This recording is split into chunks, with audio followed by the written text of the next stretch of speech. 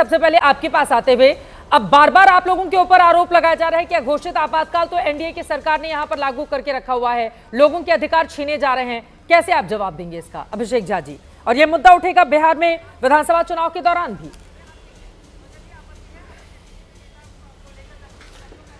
चित्रा जी, प्रत्यक्ष को प्रमाण की जरूरत नहीं पड़ती है।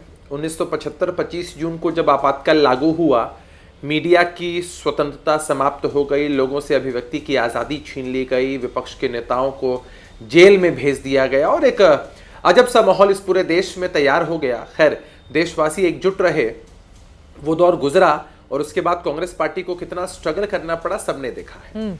आप ऐसे ही समझ सकते हैं, मैंने जो लाइन कही कि प्रत्यक्ष को प्रमाण की जरूरत नहीं पड़ती है। अगर यह अघोषित आपातकाल होता इनके ही हिसाब से, तो क्या इतने सारे नेशनल टेलीविजन्स के प्राइम शोज में बैठकर यही हमारे विपक्ष के साथी पानी पी पी कर सरकार को और हम लोगों को राजनीतिक गाली दे पाते? कौन सी इनकी अभिव्यक्ति की आजादी छीन ली गई है? क्या आपको नतीजे नहीं दिखते? बहुत सारे ऐसे प्रदेश हैं जहां एनडीए का कुनबा हार जाता है, भारतीय जनता पार्टी हार जाती है, जहां इनके प्रतिनिधि जीत कर आते हैं।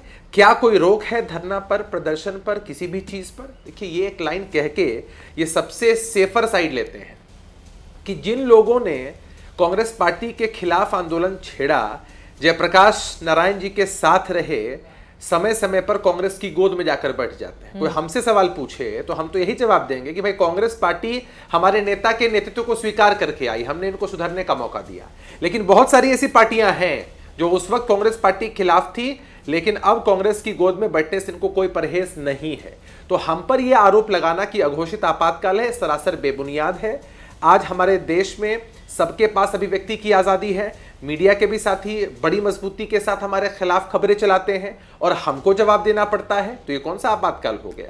देखिए, एक स्वस्थ लोकतंत्र के लिए आवश्यक है कि सत्ता पक्ष और विपक्ष अपने अपने ड्यूटीज का निर्वहन अच्छे तरीके से करें, जनता की अपेक्षाओं के अनुसार करें।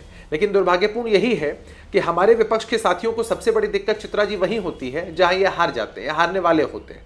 जहां ये जीत रहे होते हैं तो एक ही लाइन आती है, लोकतंत्र की जीत हुई, जनता ने अपना मैंडेट दिया। और जहां हार जाते हैं वहां पर ईवीएम दोषी हो जाता है, वहां पर स्वायत्त संस्थाएं दोषी हो जाती हैं।